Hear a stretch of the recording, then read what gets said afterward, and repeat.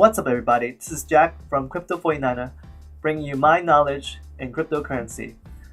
So today I want to talk about Nebulas, but before I do, just want to remind you guys that I am giving away $5 in Litecoin or $10 if you use Cryptobridge. You do have to answer this trivia question and you have to answer on the Twitter post of Wednesday's video. I'll pick a random person from all the replies I get on that Twitter post. So the question is, name a crypto trading bot that you can run from your own home that is open source and free to use. I covered one of them in a previous video. I know of another one that exists, so there's two that I know of. So hopefully you guys are able to name either one of those two, or maybe you name another one that I'm not aware of. Anyway, good luck everybody. Alright, so on to today's topic. So what is Nebulas? Nebulas is a decentralized search blockchain ecosystem that will service all blockchains. It's not enough that they just want to be a decentralized search platform, they want to also be an ecosystem. So they actually have a pretty enormous task in my opinion. So essentially, they are challenging Google. That's in my opinion. So they're challenging Google, but on top of that, they're also building out a platform so they can work with other cryptocurrencies as well. So there are three core principles in Nebulas. So the first one is the Nebula Rank. They're basically a search engine but a decentralized version. The first thing is they have something called Nebula Rank, which is really just like Google Rank or Google Ranking.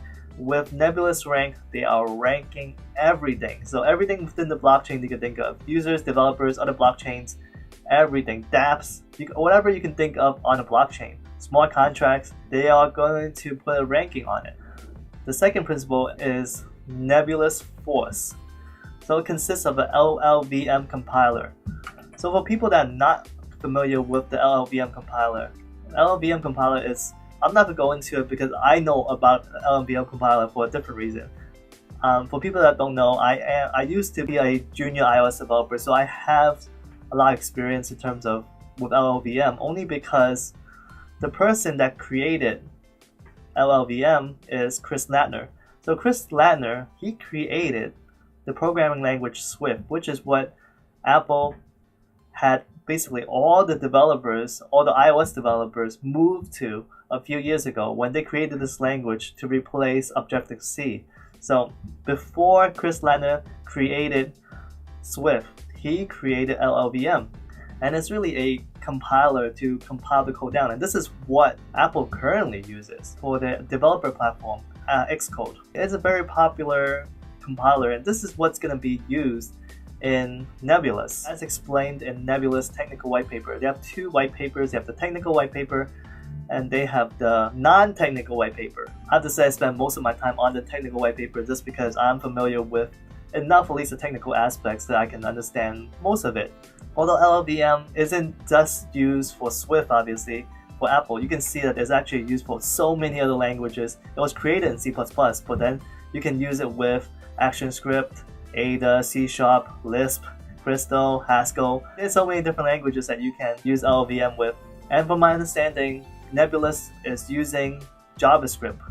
So that's one thing that I really like in terms of what they have in Nebula Force.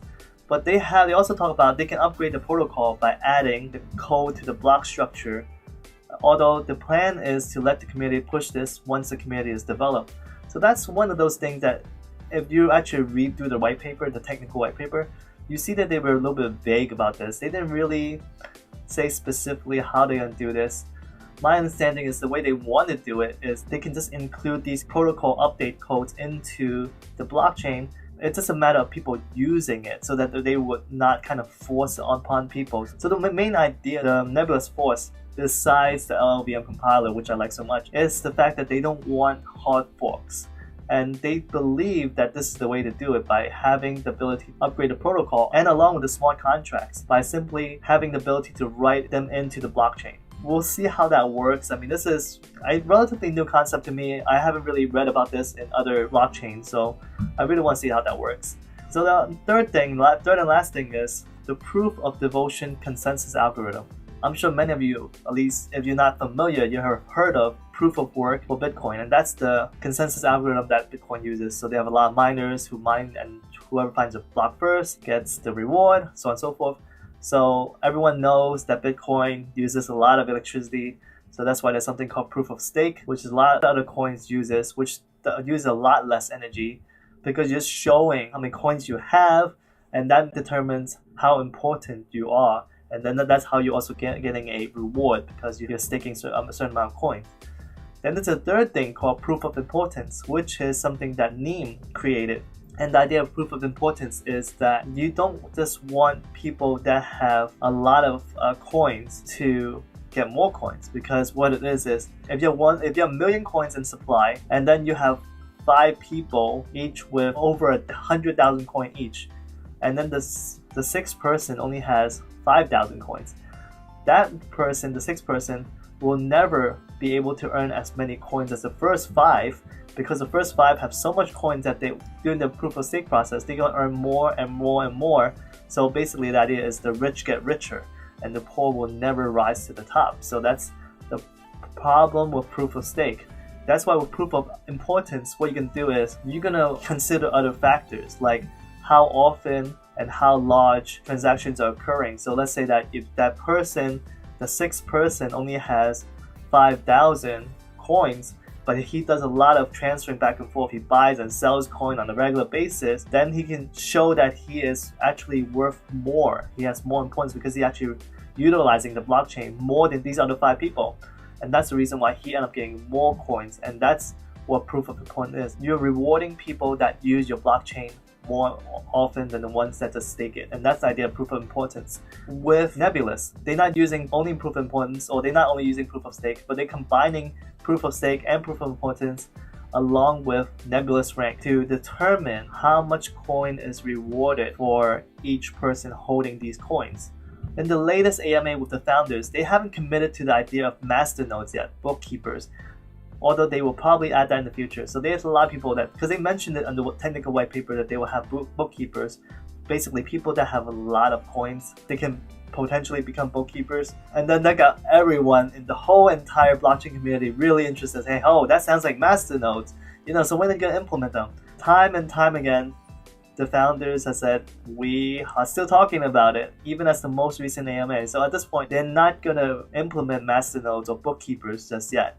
So those are the 3 core principles of Nebulas. So here are the coin specs. The supply is 100 million, which is not too big, considering Ethereum is 94, 95 million already. And then there's a 3% inflation at the end of 2019. So the speed is not specified. So that's one of the things that went through the entire technical white paper. They did not cover it. I mean, part of it is because the white paper was written in September. I believe their testnet blockchain came out after that. From my searches anyway, I didn't really find how fast Nebulas can go.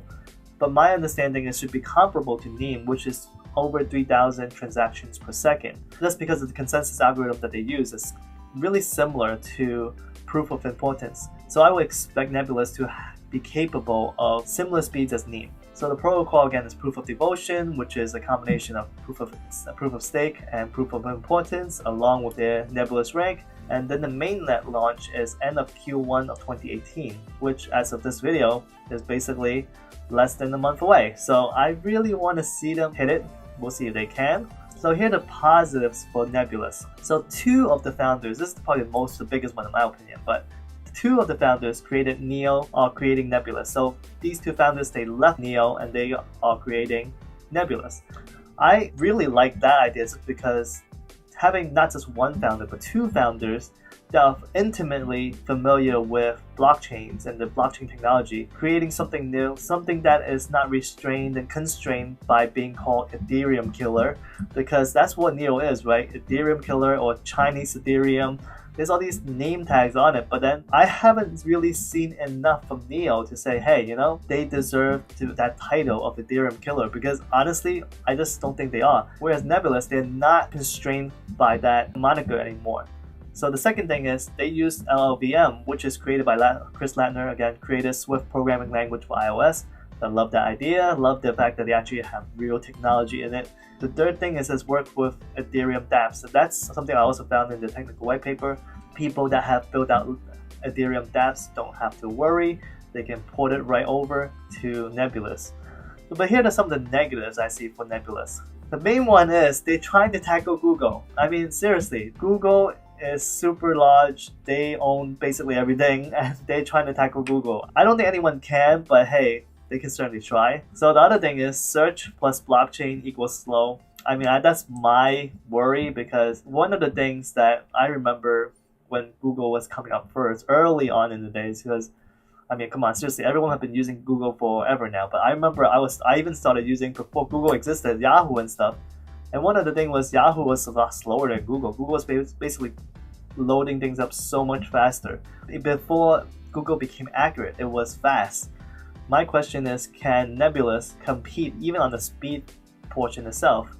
Because blockchain, no matter how fast it is, you're not just writing to the blockchain at this point, you're actually doing search, so that's a whole separate story. How fast can you pull up this information from the blockchain? I don't know. I think it's gonna be slow. That's my guess, but we'll see. The next thing is revenue generation. Obviously, I didn't really see that in the white paper, and it's like really just treating it as almost like Google in a sense, but Google's main bread and butter at the end of the day, it still is AdSense, AdWords. Those are its main revenue income sources. So I don't really see that with Nebulas. I mean, I guess Nebulas is so new that they don't really need that. Obviously, you can make money from thin air from the inflation process, right? But is that the only way to make money? I don't know. I feel like that's not enough. So the bottom line is, I'm waiting for the price to fall more, just because Bitcoin again is dropping again. We're back below 10,000.